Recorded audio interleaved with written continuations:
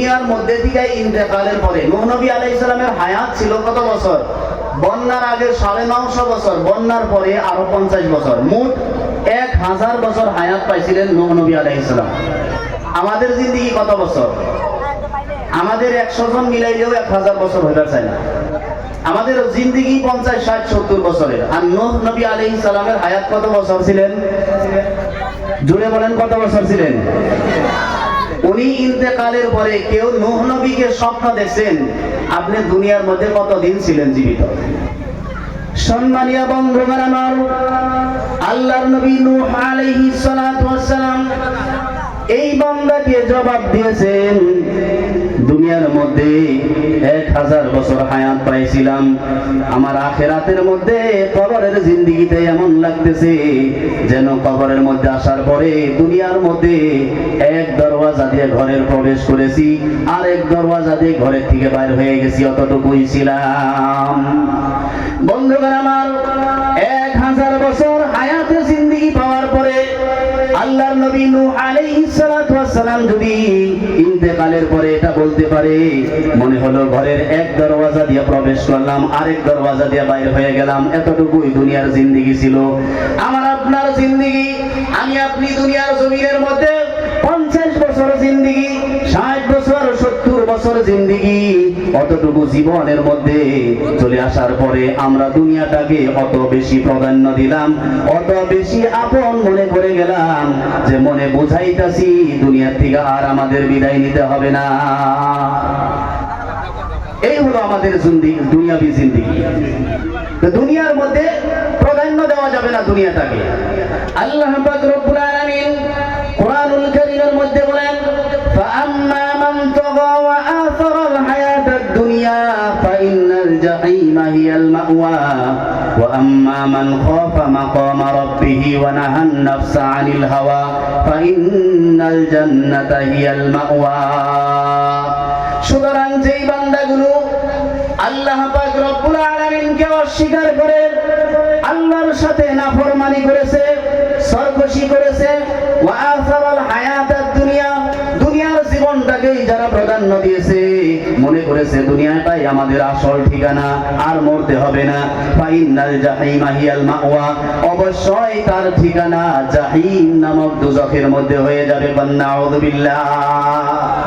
ওয়া আম্মা মান খাফা মাকামা রাব্বিহি ওয়া নাহান নাফসা আনিল হাওয়া, আর যেই বান্দা আল্লাহর সম্মুখে কিয়ামতের ময়দানে দাঁড়াইতে হবে, আল্লাহর সম্মুখে দণ্ডায়মান হইতে হবে, এই দুনিয়া থেকে বিদায়ের পরে কবরের থেকে আল্লাহ পাক উঠাইবেন, হাসরের ময়দানে লক্ষ লক্ষ মানুষের সম্মুখে আদম আলাইহিস সালাতু ওয়াস সালামের থেকে নিয়ে আজ পর্যন্ত যত মানুষ দুনিয়ার মধ্যে আসছিলেন, যত মানুষ আছে, বর্তমান আছে, ভবিষ্যতে যত মানুষ আসবে, এই অসংখ্য মানুষের সম্মুখে যখন আল্লাহর সম্মুখে দাঁড়ায় হিসাব দিতে হবে, বন্ধুগণ আমার, যেই বান্দা মহান আল্লাহ তাআলার এই হিসাবের কথা যারা অনুধাবন করে, ওয়া আম্মা মান খাফা মাকামা রাব্বিহি, রবের সম্মুখে দাঁড়াইতে হবে এই কথাকে যারা ভয় করে, ওয়া নাহান নাফসা আনিল হাওয়া, আর অন্তরের ইচ্ছার বিরুদ্ধে করে, অন্তরে চাই গান শুনতে শুনে না, অন্তরে চাই জিনা করতে শুরু করে না,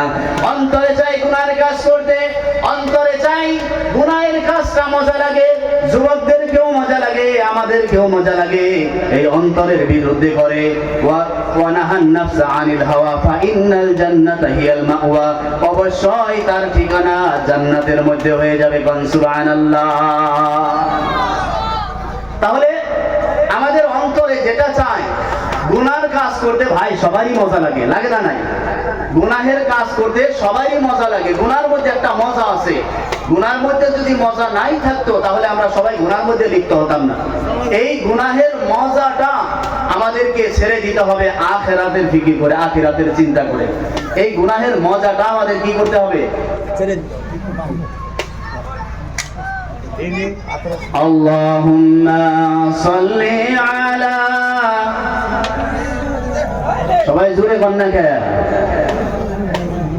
ওয়া আলা আলি সাইয়্যিদিনা,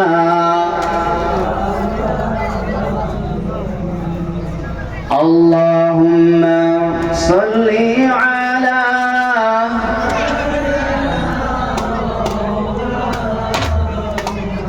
وعلى آل سيدنا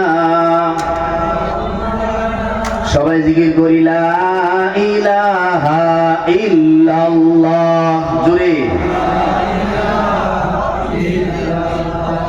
লা ইলাহা ইল্লাল্লাহ। জীবনটা প্রাধান্য দেওয়া যাবে না আমাদের। আখিরাত যে আসল ঠিকানা এটা আমাদের সব সময় অনুধাবন করতে হবে দুনিয়ার জীবনটা। তো বলছিলাম যে আখিরাতের জীবনে যিনি কামিয়াবি উনি আসল কামিয়াব। দুনিয়ার বাড়ি ঘর এগুলো সফল হওয়া আসল সফলতা নয়। আসল সফলতা হলো যার আখিরাত ভালো।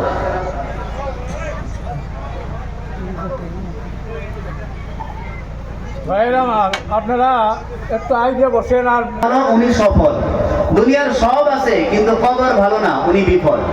দুনিয়ার সব আছে কিন্তু আখিরাত খারাপ উনি বিফল। দুনিয়ার সব আছে কিন্তু আমার আখিরাতের পরে ঠিকানা জাহান্নাম, আল্লাহর কসম এই ব্যক্তি নাকাম বিফল সফল হতে পারে নাই। গতিকে সফল কারা আল্লাহ পাক কোরআনুল কারীমের মধ্যে বলেন কাদ আফলাহাল মুমিনুন, অবশ্যই মুমিন বান্দারা কামিয়াব হয়ে গেছে, সফল হয়ে গেছে। যারা ঈমান আনছে আল্লাহর পরে, আল্লাহর উপরে যারা বিশ্বাস স্থাপন করেছে তারাই কামিয়াব হয়ে গেছে। এরপরে মুমিনদের কিছু বৈশিষ্ট্য গুণাগুণ এখান থেকে 7টা গুণ বয়ান করেছে। 1 নম্বর বৈশিষ্ট্য হলো আল্লাযীনা হুম ফি সালাতিহিম খাশিউন। মুমিন বান্দা তারা নামাজের মধ্যে বিনয় এবং বিনম্রতা অবলম্বন করে। খালি কি ঈমান আনলে হবে না, নামাজের মধ্যে বিনয়ের সাথে নামাজ পড়তে হবে। বন্ধুগণ আমার, ঈমান আনয়ন করলাম, ঈমান আনয়ন করার পরে যদি আমি নামাজ আদায় করলাম না, এই ঈমানের মূল্যটা ঈমানের মধ্যে ওজন হইল না, বৃদ্ধি ঈমান বৃদ্ধি হবে না। 1 নম্বর গুণ মুমিন বান্দার হইতে হবে আল্লাযীনা হুম ফি সালাতিহিম খাশিউন। ঈমান আনয়ন করার পরে তারা নামাজ আদায় করে, এমন ভাবে নামাজ আদায় করে নামাজের মধ্যে তারা বিনয় এবং বিনম্রতা অবলম্বন করে, খুশু খুজুর সাথে নামাজ আদায় করে। নামাজ আমাদের যারা নামাজ আদায় করি তাদের নামাজ তো তাড়াহুড়োর নামাজ। নামাজের মধ্যে খুশু খুজু পাওয়া যায় না। খুশু খুজু, বিনয় এবং বিনম্র, ইতমিনানের সহিত নামাজ আদায় করা, অর্থাৎ আমি এভাবে নামাজ আদায় করা যে আমার নামাজের মধ্যে শারীরিক সুস্থতার সহিত নামাজ আদায় করা, কলবের সুকুন, অন্তর দিয়ে নামাজের মধ্যে অন্তরের থেকে নামাজ আদায় করা। কোনো সময় আমরা নামাজ পড়ি, নামাজ পড়ার সময় আমরা এদিক ওদিক তাকায় দেখি, এটা খুশু খুজুর পরিপন্থী। আবার কাপড় ঠিক করি, আবার দিন জায়গা সংসারের দিকে এমন ঝামেলা আসে, ওই সময় মনে হয় যে নামাজই না, আমি নামাজের মধ্যেই নাই। এমনটা হয় না আমাদের? হয় না? নাই নামাজে, নামাজের মধ্যে আমরা নামাজ পড়তে হবে খুশু খুজুর সাথে। মুসলিম শরীফের একটা হাদিস আছে, হাদিসে জিবরাইলের এক অংশের মধ্যে আছে আল্লাহর নবী সাল্লাল্লাহু আলাইহি সাল্লাম বলেছেন আনতা আবুদাল্লাহা কাআন্নাকা তারাহু, তোমরা আল্লাহ পাকের ইবাদত করো এভাবে যেমন নাকি তোমরা আল্লাহকে দেখতেছো। এইভাবে তোমরা নামাজ পড়ো বা ইবাদত করো কাআন্নাকা তারাহু, যেভাবে যেমন নাকি তুমি আল্লাহকে দেখতেছো। সুবহানাল্লাহ। এখন কি আমরা আল্লাহকে দেখি? হাদিসের মধ্যে বলছে ফাইন লাম তাকুন তারাহু ফাইন্নাহু ইয়ারাকা, যদিও তুমি আল্লাহকে দেখতাছো না, এইটা মনে মনে ভাবো যে আল্লাহ আমারে দেখতাছে। কি ভাবতে হবে? যে আল্লাহ আমারে দেখতাছে। এটা হলো বিনয়ের নামাজ, বিনম্রতার নামাজ। এই জন্য আমরা বছর বছর ধরে নামাজ আদায় করি, নামাজের মধ্যে বিনয়ী না হওয়ার কারণে নামাজের মজা পাই না, নামাজ আমাদের আদায় হয় না। সম্মানীয় বন্ধুগণ আমার, আল্লাহর নবী বিশ্ব নবী জনাবে মুহাম্মদুর রাসূলুল্লাহ সাল্লাল্লাহু আলাইহি ওয়াসাল্লাম মসজিদে নববীর মধ্যে বসা একজন সাহাবী মসজিদের পাশে নামাজ আদায় করলেন। সাহাবীগণ নবীজির সঙ্গে বসা আছেন। একজন সাহাবী মসজিদে নববীর একসঙ্গে এক কিনারার মধ্যে নামাজ আদায় করলেন। নবীজি যখন তার নামাজ শেষ হয়ে গেল, নবীজি বলছেন কুম ফাসাল্লি ফাইন্নাকা লাম তুসাল্লি, ও সাহাবী তুমি নামাজ আদায় করো, কেননা তোমার নামাজ আদায় হয় নাই। এইজন সাহাবী আবার নামাজ আদায় করলেন। যখন যখন দ্বিতীয়বার নামাজ আদায় করার পরে নবীজির মজলিসের মধ্যে আসলেন, নবীজি বললেন কুম ফাসাল্লি ফাইন্নাকা লাম তুসাল্লি। ও সাহাবী, আবারও নামাজ আদায় করো, নামাজ আদায় করা হয় নাই, তোমার নামাজ আদায় হয় নাই। একবার দুইবার নয়, তিনবার যখন এই সাহাবী মসজিদে নবীজির সম্মুখে নামাজ আদায় করলেন, তিনবার নামাজ আদায় করার পরে আল্লাহর নবী সাল্লাল্লাহু আলাইহি সাল্লামকে এই সাহাবী প্রশ্ন করলেন, ইয়া রাসূলুল্লাহ, আমি তো এর থেকে বেশি সুন্দর নামাজ জানি না।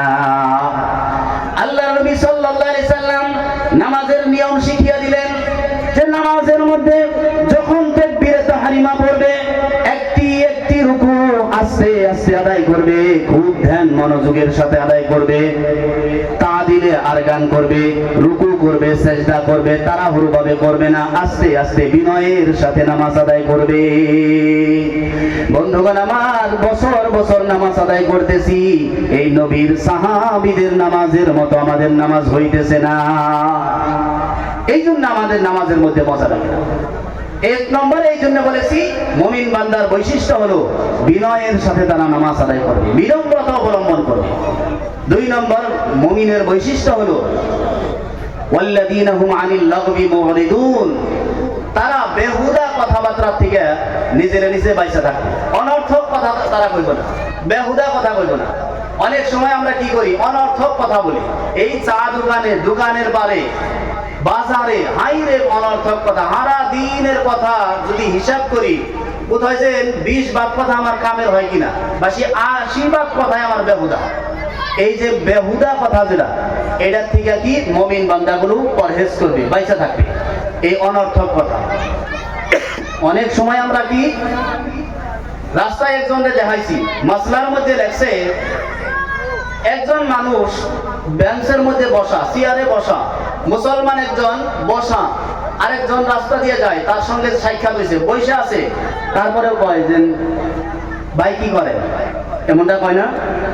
বহা মানুষের অনেক সময় কয় না, নাই যে ভাই কি করেন।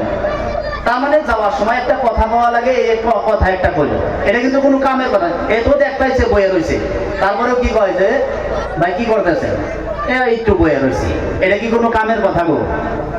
ইসলাম কত সুন্দর ভাবে শিক্ষা দিছে, দেখা হইলে কি বলবা, আসসালামু আলাইকুম ওয়া রাহমাতুল্লাহ। এই যে ভাই কি করেন বললেন আর আসসালামের দুইটার সওয়াব কি সমান সমান হবো? আওয়াজ দেন না দেখি, সমান সমান হবো?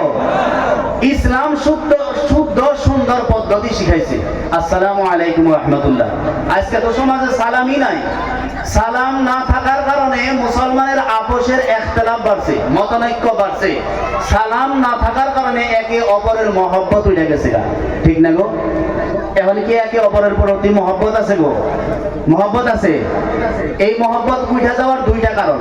এক নম্বর হলো আমাদের মধ্যে সালাম নাই। এক নম্বর কারণ কি? আরো জোরে কোন? আমাদের মধ্যে সালাম বিদায় নিয়ে গেছে। দুই নম্বর হলো জামাতে নামাজ আদায় না করা। এই দুইটা কারণে মুসলমানের মধ্যে আপোষের মহব্বত বাড়ে। এক নম্বর হলো সালামের মাধ্যমে একে অপরের প্রতি মহব্বত বাড়ে, আর দ্বিতীয় নম্বর জামাতের নামাজ আদায় করলে ইমাম মুক্তাদির সাথে মুসল্লিদের সাথে মহব্বত বৃদ্ধি হয়। কোন সুবহানাল্লাহ। তাইলে এখন থেকে রাস্তায় যদি দেখা হয় কারোর সাথে, ভাই কোনে যান, এটা কমো না আসসালামু আলাইকুম কমো? কোনটা কমো? সালাম দেব না? না ইনশাআল্লাহ সবাই দেব তো ইনশাআল্লাহ। সালাম দেন লাগবে। এই সালামের মধ্যে সাহাবীরা প্রতিযোগিতা করতেন যে কার আগে কে সালাম দিতে পারে। আসসালামু ক্বাবলাল কালাম, সালাম কথা কওয়ার আগে সালাম দিতে হবে। যিনি কথা কওয়ার আগে সালাম দিবে তার জন্য জান্নাতে আল্লাহ পাক স্পেশাল গদ্দির ব্যবস্থা করে রাখছে। সুবহানাল্লাহ। এই জন্য সালাম কথা কওয়ার আগে অনর্থক কথা না কইয়া আমরা কি সালাম দিতে হবে। সালাম দেওয়ার পরে ভাই কেমন আছে বা চাচা কেমন আছেন, উনি বলতে হবে আলহামদুলিল্লাহ। কি কোন লাগবো? জোরে বল, কি কোন লাগবো? ভালো হয়ে আছি। এই কথার মধ্যে কোনো সওয়াব আছে গো? আলহামদুলিল্লাহর মধ্যে যে সওয়াব আছে, ভালো হয়ে আছি এই কথার মধ্যে এই সওয়াব আছে। তাহলে আসসালামু আলাইকুম ওয়া রাহমাতুল্লাহি ওয়া বারাকাতুহু, ভাই কেমন আছেন? আলহামদুলিল্লাহ, আল্লাহ পাক ভালো রাখছেন, আল্লাহ পাক ভালো রাখছেন। হর হালাতের মধ্যে, প্রত্যেক অবস্থার মধ্যে কি আলহামদুলিল্লাহ, আলহামদুলিল্লাহ লিকুল্লি হাল। হ্যাঁ, হর হালাতের মধ্যে আল্লাহর প্রশংসা আদায় করতে হবে। সম্মানীয় বন্ধুগণ, মুমিনদের 2 নম্বর গুণ হলো কি, অনর্থক কথাবার্তা থেকে তারা বাইসা থাকবে। তাফসীরে মাআরিফুল কোরআনের মধ্যে লেখছে অনর্থক কথাবার্তার মধ্যে থেকে সবচাইতে বড় অনর্থক কথা হলো গান বাজনা করা এবং গান বাজনা শোনা। নাউজুবিল্লাহ কোন, আরো জোরে কোন নাউজুবিল্লাহ। না, এটা নাউজুবিল্লাহ কইতে বড় ভয় পাইতেছেন? গান বাজনার মধ্যে নাউজুবিল্লাহ কইতে কি বিবেকে বাধা দেয়? তাইলে জোরে কোন নাউজুবিল্লাহ। অনর্থকের মধ্যে থেকে সবচাইতে বড় অনর্থক হলো গান বাজনা শোনা এবং করা। এই গান বাজনাটা বহুত বড় একটা অনর্থক কথা। এই যে গান বাজনার মধ্যে আমাদের প্রত্যেকটি মুসলমান পরিবারের থেকে এভাবে নারী এবং পুরুষ যোগাযোগ করে আর যাতায়াত করে গান বাজনার মধ্যে, রাস্তা ভিড় লেগে যায় গান বাজনার সময়। এক একটা স্কুলে যদি 2 দিন 3 দিন ব্যাপী যদি গানের অনুষ্ঠান হয়, ছেলে মেয়েদের লেখাপড়ার অবস্থা কি হয়? আর এখানে সব মেয়েরা যায়, বেশিরভাগ মেয়েরা যায়। মা বোনরা আছে না প্যান্ডেলে? মহিলা প্যান্ডেল আছে কি? আমি মা বোনদের বিষয়ে 2-4টা কথা বলে শেষ করবো ইনশাল্লাহ। এই যে আমাদের মা বোনেরা যেভাবে বেপরদা চলতেছে, এই বেপরদা যদি আস্তে আস্তে বাড়ে, আমাদের ঈমান ধ্বংস হওয়ার লাইনে আসছে। এভাবে চললে আমার মেয়েকে, আমার বোনকে, আমার মায়েকে আমি জাহান্নামের রাস্তায় নিজেই ঠেলে দিতেছি। আল্লাহর নবী সাল্লাল্লাহু আলাইহি ওয়াসাল্লাম বলেছেন, সিনফানে মিন আহলিন নার, 2 শ্রেণীর মানুষ জাহান্নামে যাবে। কোন নাউজুবিল্লাহ। কোন 2 শ্রেণীর মানুষ? 1 নম্বর, কাউমুম মাআহুম সিয়াতুন কাআযনাবিল বাকর। কিয়ামতের আগে আল্লাহ নবী বলেন, সিনফানে মিন আহলিন নার, 2 শ্রেণীর মানুষ জাহান্নামে যাবে। হুজুর বলেন, লাম আরাহুমা, এই 2 শ্রেণীর মানুষ আমি নবী দেখি নাই। মুসলিম শরীফে আবু হুরায়রা রাদিয়াল্লাহু তাআলা আনহু থেকে বর্ণিত হাদিস আছে।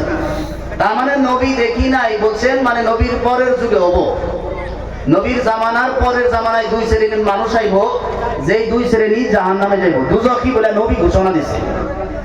1 নম্বর শ্রেণী হলো কাউমুম মাআহুম সিয়াতুন কাআযনাবিল বাকর। 1 শ্রেণী মানুষ আসবে যাদের হাতে গরুর লেজের মতো লাঠি থাকবে। ইয়াজরিবুনা বিহান নাস, এই লাঠির দ্বারাই কি মানুষকে মারপিট করবে, হত্যা করবে, নাহকভাবে মানুষের উপরে জুলুম করবে। এই নাহকভাবে গরিবের উপরে, নির্জীবের উপরে, কমজোরের উপরে জুলুম করা মানুষ সমাজে এখন আছে না নাই? আর আছে, এখন আছে না নাই? জুলুম দেখবেন, জুলুম অন্যায় অত্যাচার বর্তমান বহুত বাইরে চলতেছে। এই 1 নম্বর শ্রেণী। 2 নম্বর শ্রেণী, সম্মানীয় বন্ধুগণ আমার, আল্লাহর নবী, বিশ্ব নবী জনাবে মুহাম্মদুর রাসূলুল্লাহ সাল্লাল্লাহু আলাইহি ওয়াসাল্লাম 2 নম্বর শ্রেণী মা বোনদের কথা উল্লেখ করেছেন, নিসাউন কাসিয়াতুন আরিয়াতুন মুমিলাতুন মাইলাত। কিয়ামতের আগে এমন 1 শ্রেণী নারী কিয়ামতের আগে জন্ম নেবে, দুনিয়ার মধ্যে আবির্ভাব হবে। এমন 1 শ্রেণীর নারীর আবির্ভাব হবে, নিসাউন কাসিয়াতুন আরিয়াতুন, কাপড় পরিধান করবে, এরপরেও তারা উলঙ্গর মতো হয়ে থাকবে। আওয়াজ দিয়া বলেন, এমন নারী আমাদের সমাজে আছে না নাই? 2 নম্বর শ্রেণী নবীজির জবানে থেকে উল্লেখ করেছেন, নিসাউন কাসিয়াতুন আরিয়াতুন মুমিলাতুন মাইলাত। এমন নারী আসবে, কাপড় পরিধান করবে, কাসিয়াত মানে কাপড় পেহেননে ওয়ালি আওরাত, আরিয়াত মানে উলঙ্গ, কাপড় পিনবে তারপরে উলঙ্গ। এরপর মানে হলো 2টা ব্যাখ্যা মুহাদ্দিসিনগণ করেছে। 1 নম্বর ব্যাখ্যা হলো, আল্লাহর নবী বুঝাইছেন কিয়ামতের আগে নারীগণ এত কাপড়, ছোট্ট ছোট্ট কাপড়, সাজ পোশাক পরিধান করবে, যে ছোট্ট ছোট্ট কাপড়ের দ্বারাই যুবকেরা তাদের শরীরের সব অঙ্গ প্রত্যঙ্গ যেগুলোর মধ্যে আকর্ষণ আছে বাইরের থেকেই দেখতে পারবে। এখন তো পুরুষের লং প্যান্ট গিরার নিচে, মাইটা গিরার নিচে, আর নারীদের কাপড় গিরুর উপরে থাকে, এমন অবস্থা হয়ে গেছে। বন্ধুগণ আমার, পুরুষের কাপড় তলে, মা বোনদের নারীদের কাপড় উপরে উঠে গেছে। 1 নম্বর ব্যাখ্যা, কাপড় ছোট্ট ছোট্ট পিনবে। 2 নম্বর ব্যাখ্যা হলো কাপড় তো লম্বা লম্বাই হবে, কিন্তু এমন পাতল কাপড় হবে যেই কাপড় পিন্দার পরে বাইরের থেকে শরীরের ভিতরের অঙ্গ প্রত্যঙ্গর সব ভাঁজ-ভুজ বোঝা যাবে। সমাজের বাস্তব চরিত্র হয়েছে না নাই? সমাজে বাস্তবে এইগুলো দেখা যায় না নাই? এই বাস্তবগুলো এখন সমাজের মধ্যে দেখা যায়।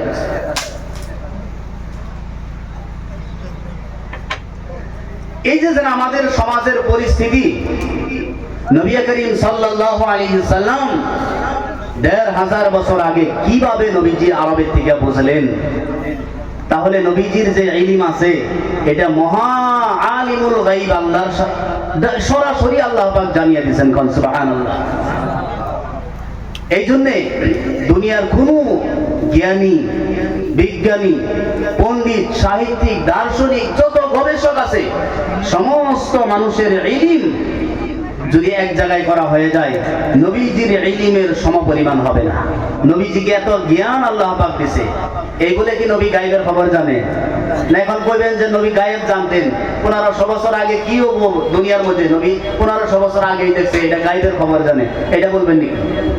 আমাদের সমাজে তো এই গায়েবের ইলমে গায়েব নিয়েও ভেজাল আছে, আছে না? এটা নবী গায়েব জানে, এই কথাটা নিয়ে ভেজাল আছে না নাই? কথাটা ক্লিয়ার হওয়ার দরকার না নাই? এখন সমাজের মধ্যে জানে নবীর কাছে গায়েবের খবর জানে। যদি না জানতেন নবী কিয়ামতের কথা কিভাবে বলছেন, হাসরের ময়দানের কথা, পুলসিরাতের কথা, কবরের আযাবের কথা নবীজি কিভাবে বুঝলেন? তাহলে নিশ্চয় নবী গায়েবের খবর জানেন। ও ভাইয়েরা, জওয়ান বন্ধুরা, আজকে শুদ্ধ একটা ব্যাখ্যা আমি দেওয়া যায়। গায়েব দুই ধরনের। গায়েব মানে অনুপস্থিতির খবর, অনুপস্থিতির খবরকে গায়েব বলা হয়। আরেকটা অর্থ হলো যেগুলো হাওয়াসায়ে খামসাত থেকে বাইরে, মানে পঞ্চ ইন্দ্রিয় থেকে, চোখের দ্বারা দেখি না, ব্রেনের দ্বারা আমরা চিন্তা করতে পারি না, হাতের দ্বারাই ছুঁইলেও দিশা পাওয়া যায় না, এগুলোর থেকে বাইরে যেগুলো অদৃশ্য বস্তু, এই অদৃশ্য বস্তুকে গায়েব বলা হয়। এখন অদৃশ্য বস্তুগুলো নবী জানে না নাই, এটা একটা মসলা। এখানে আমাদের গুমাফুলবাড়ি মাদ্রাসা সেন্টারের ফিল্ডের মধ্যে ক্রিকেট খেলা হইতাছে। একজনে আমাকে ওখান থেকে ফোন দিয়ে বলছে, হুজুর এখানে ক্রিকেট খেলা চলতেছে। এই আমি ওয়াজের মধ্যে আপনাদেরকে বলে দিলাম, এটা আমার কি গায়েবের খবর জানা হলো না কেউ জানানোর পরে জানাইলাম আপনাদের? কোনটা হইলো? জানানোর পরে জানানি হইলো না নাই? না গায়েব জানলাম আমি? নবী হাসরের ময়দানের কথা জানেন, এই কথার কারণে যদি গায়েব জানে, আমরাও তো জানি। দেন নবী কবরের আযাব হবে গুনাহগারের, এইটা নবীজি জানতেন, বলছেন, এটা তো আমরাও জানি। ইমাম মেহেদী আসবেন, নবী এই কথা বলার কারণে যদি গায়েবের খবর জাননেওয়ালা হয়, আমিও তো জানি, আমিও তো গায়েবের খবর জেনে যাই। তাহলে গায়েব দুই ধরনের, একটা হলো গায়েবে আতাই, মানে আল্লাহ প্রদত্ত গায়েব, আর একটা হলো গায়েবে জাতি, মানে সরাসরি নিজস্ব গায়েবের খবর জানা। নবীজি যেগুলো গায়েবের খবর জানে, এই গায়েবের খবরগুলো আল্লাহ পাক ওহীর মাধ্যমে নবীজিকে জানাইছেন। কোন সুবহানাল্লাহ। আরো জোরে কোন সুবহানাল্লাহ। তাহলে আল্লাহর নবীর সাথে সম্পর্ক কার? আরো জোরে কোন। আল্লাহ পাক জানাইছে কবরের আযাব হবে কিবা শান্তি হবে, এই জন্য নবী জানে। আল্লাহ পাক জানাইছে যে বেহেশত আছে, এই জন্য নবী জানে। আল্লাহ পাক জানাইছে ঈসা আলাইহিস সালাম আসবে, এই জন্য নবী জানে। আল্লাহ পাক যেগুলো জানাইছে নবী এগুলো জানে, আল্লাহ পাক যেগুলো জানাই নাই এগুলো নবীও জানে না। পরিষ্কার হয়ে গেল না নাই? তাহলে নবীকে গায়েবের খবর জাননেওয়ালা বললে এটা আল্লাহর গুণের সাথে শিরিক হয়ে যাবে, আল্লাহর সাথে শরীক অংশীদার সাব্যস্ত করা হবে। সম্মানীয় বন্ধুগণ, বলছিলাম যে আজকের সমাজের বাস্তব চরিত্র, মা বোনদের কি হবে, নবীজি ১৫০০ বছর আগেই হাদিসের মধ্যে আল্লাহ পাকের তরফের থেকে জানাইয়া দিয়েছেন। সম্মানীয় বন্ধুগণ আমার, আল্লাহর নবী সাল্লাল্লাহু আলাইহি ওয়াসাল্লাম বলেন, এমন এক শ্রেণীর নারী মা বোন কিয়ামতের পূর্বে আসবে, কাপড় বিন্দার পরে উলঙ্গর মতো দেখা যাবে। আল্লাহর নবী বলেন, লাম ইয়াদখুলনাল জান্নাতা ওয়া লাম ইয়াজিদনা রিহাহা, এমন নারী জান্নাতে যাবে না, শুধু এমনটা নয়, জান্নাতের ঘ্রাণ এমন নারী পাবে না। কোন নাউযুবিল্লাহ। বন্ধুগণ আমার, যেই মেয়েকে, যেই বোনকে আদর করে করে যেই মেয়েকে লালন পালন করতেছেন আর মার্কেটে নিয়ে বাজারে নিয়ে ফাংশনের মধ্যে নিয়ে ছোট ছোট কাপড় পরিধান করে নিয়ে ঘুরাইতেছেন, নিজেই নিজের ডিসিশন নেন মেয়েকে কোন জায়গায় ঠেলিয়ে দিতেছি। এটা কি তামাশার বিষয়? যেই মেয়ে একটু শরীরে কাটা বিনলে আপনি সহ্য করতে পারেন না, আমার মেয়ে আছে তো আমি জানি, যেই মেয়ের শরীরে সামান্য যদি কাটা বিন্দে আপনি সহ্য করতে পারেন না, আপনি বাবা আপনার বরদাস্ত হয় না, এই মেয়ে আপনার যখন জাহান্নামের আগুনে জ্বলবে আপনি কিভাবে বরদাস্ত করবেন? এটা কি মেয়ের সাথে মেয়েকে মহব্বত করা হলো না মেয়ের সাথে দুশ্মনী করা হলো? দুশ্মনী করা হলো। স্পষ্ট বয়ান আমি করে যাই, স্পষ্ট কথাই বলে যাই, মেয়েকে উলঙ্গ ছেড়ে দেওয়া মানে বাবা আপনি মেয়ের সাথে দুশ্মনী করা। এই গান বাজনাগুলোর মধ্যে কি অবস্থা এখন, এইগুলোর থেকে আমাদেরকে বাঁচতে হবে।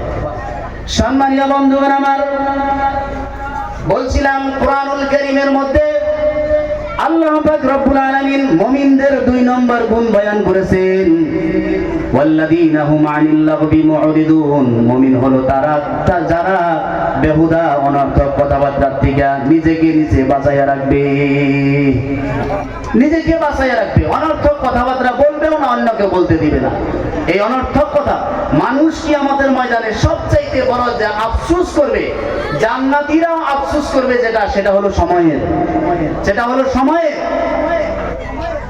এই মানুষকে যখন জান্নাতের মধ্যে দেওয়া হবে, জান্নাতে দেওয়ার পরে জান্নাত ছোট বড় দামি কম দামি জান্নাত আছে, তার মধ্যে থেকে সবচাইতে দামি জান্নাত হলো জান্নাতুল ফেরদাউস। এই কম দামি জান্নাতবাসীরা আল্লাহ পাককে বলবে, আয় আল্লাহ, এই জান্নাতের মধ্যে আরো বেশি নিয়ামত বেশি দেখা যায়, এরা কি আমল করেছে? আল্লাহ পাক একটা একটা ইবাদতের কথা মানুষকে জানাইবেন। ওই সময় আফসোস করবে, আহারে অনর্থক কথা না বলে যদি সুবহানাল্লাহ বারবার কইতাম, আলহামদুলিল্লাহ বারবার কইতাম, তাহলে মনে হয় আমরা আর একটু জান্নাতে, বড় জান্নাতের মধ্যে যাইতে পারতাম। ওই সময় আফসোস করলে আর কোনো কাজে আসবে? আর কাজে আসবে না। এই এখন ওলামায়ে কেরাম যা কিছু বলতেছে, যা কিছু বয়ান করতেছে, এগুলোর প্রতি যদি এখন আমাদের আমল না হয়, এই সব কথা যখন আমাদেরকে খুদা না খাস্তা আল্লাহ না করুক যদি আমরা জাহান্নামী হয়ে যাই, এইগুলোর কথা সব আমাদের মনে পড়বে। জাহান্নামে দেওয়ার পরে মানুষকে সবকিছু স্মরণ করিয়ে দেওয়া হবে। ওয়াজ মাহফিলে শোনো নাই, তাবলীগী জামাতের থেকে শোনো নাই, আলেম ওলামা কি তোমাদেরকে বলে নাই?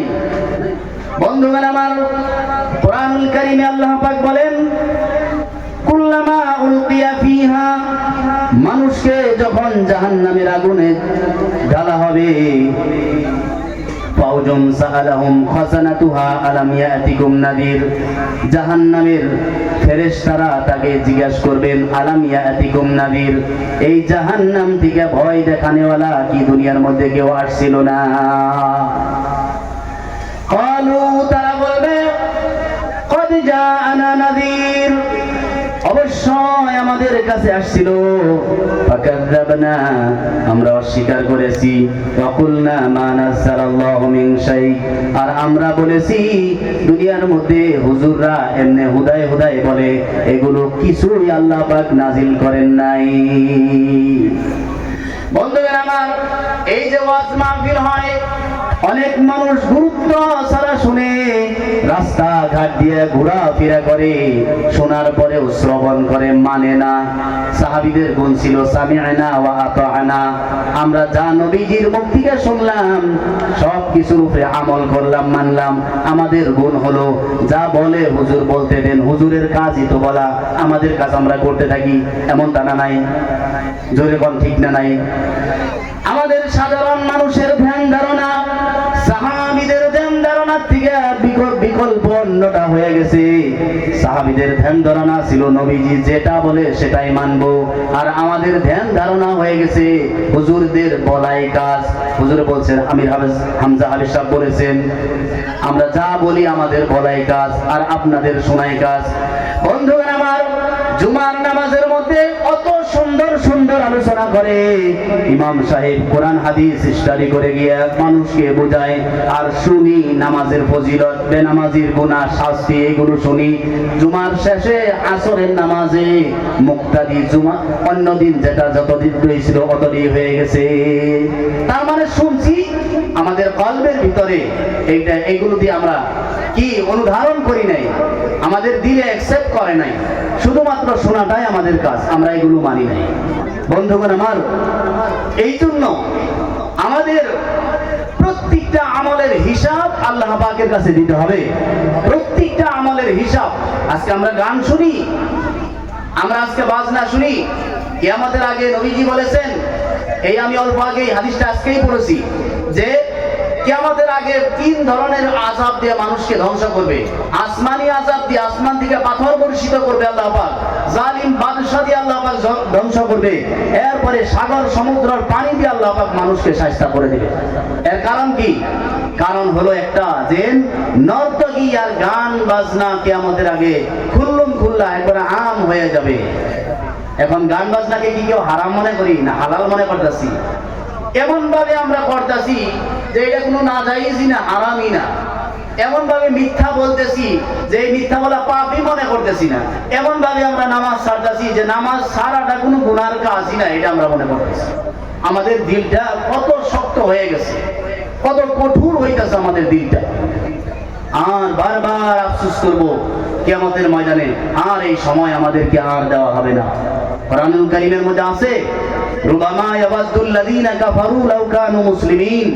এই কাফেরেরা বারবার আশা করবে কিয়ামতের দিন, লাউ কানু মুসলিমিন, যদি মুসলমান হয়ে যাইতাম, যদি মুসলমান হয়ে যাইতাম। এখন একজন দুনিয়ার মধ্যে এক্সাম্পল হিসাবে দেখেন, একজন 70 বছরের বুড়া মুরব্বী বাবা যদি আশা করে, আই রে হনুতে মাঞ্জা বিষ করে, বইতে মাঞ্জা বিষ করে, পাও বিষ করে, ঘুমাইতে পারি না, চোখে ঘুম নাই, রাত্রে রাত কাটে, কত কষ্ট, যদি জুয়ান কালটা ফির ঘুরে পাইতাম, তাহলে এই এর আশাটি কোনোদিন পুরা হবো কি? যদি মুরব্বী একজন বলে লাইতার শাবাবা ইয়াউদু ইয়াউবান, যদি কোনোদিন জুয়ান বয়সটা ফির ঘুরে পাইতাম, এর আশা কি কোনোদিন পুরা হবো গো? কথা কন না দেখি, পুরা হবো? তাহলে এই দুনিয়ার মধ্যেই আমাদের আশা পুরা হয় না, আখিরাতের আশা কিভাবে পুরা হবো? দুনিয়ায় তো আমরা দেখতেছি, একজন বৃদ্ধ মানুষ যদি তার নওজওয়ানি জিন্দেগি ফেরত না পায়, আখিরাতের ময়দানে আর দুনিয়ার জীবন কিভাবে আমরা পাবো? বারবার আশা থাকবে, কঠোর কিয়ামতের ময়দানে ভয়াবহ শাস্তি হবে, ভয়াবহ শাস্তি হবে। জাহান্নামের আগুনগুলো এই কানের মধ্যে দিয়ে আমাদেরকে শাস্তি দিবেন, নাউজুবিল্লাহ। এই কিয়ামতের ময়দানের দৃশ্য, সমস্ত মানুষ যেখানে হাজির থাকবে, আমাদের ওইখানে কি শর্মিন্দেগি হইতে হবে। আম্মা জানা আয়েশা সিদ্দিকা রাদিয়াল্লাহু তাআলা আনহা থেকে একটা হাদিস আছে, ইউহশারুন নাসু ইয়াউমাল কিয়ামাতি হুফাতান উরাতান গুরলান, কুলতু ইয়া রাসূলুল্লাহ আর-রিজালু ওয়ান-নিসাউ জামিআ।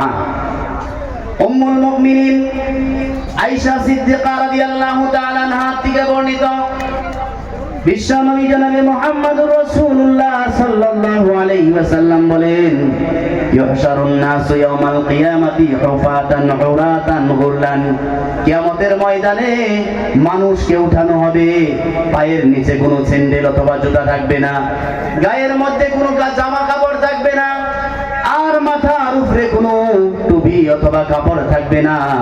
এক বাক্যে মানুষ উলঙ্গ অবস্থায় কিয়ামতের ময়দানে উঠানো হবে। কন্যা আউযুবিল্লাহ। কুলতু ইয়া রাসূলুল্লাহ আর-রিজালু ওয়ান-নিসাউ জামিআ ওয়া ইয়ানজুরু বা'যুহুম ইলা বা'যিন। আম্মা জান আয়েশা বলেছেন, ইয়া রাসূলুল্লাহ, আমি প্রশ্ন করলাম, ইয়া রাসূলুল্লাহ আর-রিজালু ওয়ান-নিসাউ জামিআ, ওগো নবীজি, কিয়ামতের ময়দানে মানুষ উলঙ্গ অবস্থায় যেখানে থাকবে, পুরুষ আর নারী কি একসঙ্গে থাকবে নাকি? নবীজির বিবি আম্মা জান আয়েশা সিদ্দিকার হায়া ব্রেনের মধ্যে কাজ করতেছে, আহারে মানুষ উলঙ্গ অবস্থায় থাকবে, নারী পুরুষ যদি একসঙ্গে থাকবে, কিভাবে আমরা ওই জায়গার মধ্যে থাকবো? আমাদের মা বোনেরা দুনিয়ার মধ্যেই তো পর্দার চিন্তা করে না, নবীজির বিবি আখিরাতের কথা চিন্তা করতেছে। ওয়ায়ানজুরু বা'যুহুম ইলা বা'যিন, ওগো আল্লাহর নবী, যেই সময় মানুষ উলঙ্গ অবস্থায় থাকবে, নারী পুরুষের দিকে, পুরুষ নারীর দিকে কি দেখবে নাকি? নবীজি বলেছেন, আয়েশা শোনো, কিয়ামতের ময়দানটা দুনিয়ার মতো হবে না। ও আয়েশা শোনো, দুনিয়ার মধ্যে মানুষ যখন উলঙ্গ অবস্থায় থাকে, মানুষের পরনে যখন কাপড় না থাকে, এমন নারী যখন রাস্তা ঘাটে দিয়ে চলে, বাজার বন্দর দিয়ে চলে, পুরুষেরা দেখে তার দিকে, গ্রামের পুরুষেরা দেখে, আর লজ্জায় লজ্জায় কোনো কোনো কেউ শাহওয়াতের নজরে দেখে, কেউ কেউ ঘৃণার নজরে দেখে। ও আয়েশা শোনো, দুনিয়ার জমিনের মতো হবে না, আখিরাতের ময়দানে মানুষ উলঙ্গ, সেটা তো দেখবে দূরের কথা। আল আমরু আসাদ্দু মিন আন ইয়ানজুরা বা'যুহুম ইলা বা'যিন, আল্লাহর মুআমেলা, আল্লাহর শাস্তি কিয়ামতের ময়দানে অত কঠিন হয়ে যাবে। আল্লাহর ভয়ানক শাস্তি দেখে উলঙ্গ নারীর দিকে দেখবে তো দূরের কথা, নিজের শরীরে কাপড় নাই এই কথার ধারণা মানুষের থাকবে না। কঠিন শাস্তির মধ্যে নিজের পরনে যে কাপড় নাই এই কথা মানুষের মনে আসবে না, আমি তো উলঙ্গ, এই কথাই মানুষের মনে আসবে না। সম্মানীয় বন্ধুগণ আমার, ওই কিয়ামতের ময়দানে যার আমলনামা এই সবার উলামাদের কথা মতে যিনি চলেছে, জীবনটা পরিবর্তন করেছে, অন্তরের খাহিসারদের বিরুদ্ধে করেছে, ভালো কাজ করেছে, খারাপের থেকে বাইসা থাকছে, ওই সময় তাদের আমলনামা ডাইন হাতের মধ্যে দেওয়া হবে। সুবহানাল্লাহ। আল্লাহ পাক রব্বুল আলামিন বলেন, ফাআম্মা মান উতিয়া কিতাবাহু বিয়ামিনি, যার আমলনামা ডাইন হাতের মধ্যে দেওয়া হবে, ফাসাউফা ইউহাসাবু হিসাবান ইয়াসীরা, কোরআন বলছে তার কিয়ামতের ময়দানের হিসাবটা সহজভাবে নেওয়া হবে। সুবহানাল্লাহ। আল্লাহ পাক রব্বুল আলামিন কোন বান্দার হিসাব যদি কদমে কদমে নেয়, কাইকে কাইকে যদি কোন বান্দার হিসাব নেই, বাড়ি হওয়া থেকে নিয়ে মৃত্যু পর্যন্ত কোন সাধারণ মানুষ নয়, আলেম ওলামা নয়, কোন পীর বুজুর্গ ওলিও জান্নাতে যাওয়ার সুবিধা হবে না। আল্লাহ পাকের রহমতের দ্বারাই জান্নাত। কোন মানুষের হিসাব যদি কঠিন ভাবে নেয়, কারোর জন্য ওই সময় জান্নাতে যাওয়ার সুবিধা হবে। বন্ধুগণ আমার, আর যেই বান্দার আমলনামা বাম হাতের মধ্যে দেওয়া হবে, আম্মা মান উতিয়া কিতাবাহু বিশিমালিহি, যার আমলনামা বাম হাতের মধ্যে দেওয়া হবে, হ্যাঁ, ওই বান্দা বারবার আল্লাহর কাছে তামান্না করবে, আরে আবারও মউত দাও অথবা দুনিয়ার মধ্যে দাও। ওয়া আম্মা মান উতিয়া কিতাবাহু বিশিমালিহি ফায়াকুলু হা উমুক, ওই বান্দা সর্বদা আফসোস করতে থাকবে, আফসোস করতে থাকবে। আল্লাহ পাক রব্বুল আলামিন বলেন, খুদুহু, এই বান্দাকে ধরো, যার আমলনামা বাম হাতের মধ্যে দেওয়া হয়েছে, এই বান্দাকে ধরো, ফাগুল্লুহু, এই বান্দার গলার মধ্যে শিকল লাগায় দাও, জঞ্জির লাগায় দাও।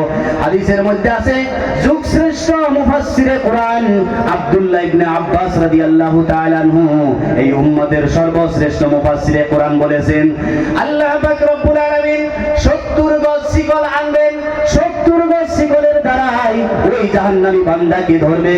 হাদিসের মধ্যে আছে, মুখ দিয়ে মানুষের শিকল ঢোকানো হবে, পায়খানার রাস্তা দিয়ে বাইর করা হবে। মাছ যেমন নাকি আইলসে গাতি, আইলসে কই আমরা, এই মাছের মতো জাহান্নামী বান্দাকে গেতে এই স্ক্যানিয়া সাসরিয়া জাহান্নামের মধ্যে নিক্ষেপ করে দিবে। নাউযু বিল্লাহ। সুম্মা ফি সিলসিলাতিন যারউহা 70 যিরাআন ফাসলুকু, এরপরে 70 গজ শিকল দ্বারাই তাই এই বান্দাকে জাহান্নামের মধ্যে টেনে নিয়ে যাওয়া হবে। এখন আমরা নিজেই সিদ্ধান্ত নিয়ে যাই, আমাদের বাইসে থাকা অবস্থায় মৃত্যুর আগ মুহূর্তে, এই মুহূর্ত থেকে, এই মজলিসের থেকে, এই সময়ের থেকে আমাদের দ্বীনের উপরে, হুজুরদের কথার উপরে, আলেম ওলামাদের কথার উপরে আমল করার দরকার আছে না নাই? আরো জোরে কোন আছে না নাই? আমল করবো তো ইনশাআল্লাহ, 5 ওয়াক্ত নামাজ পড়বো তো ইনশাআল্লাহ।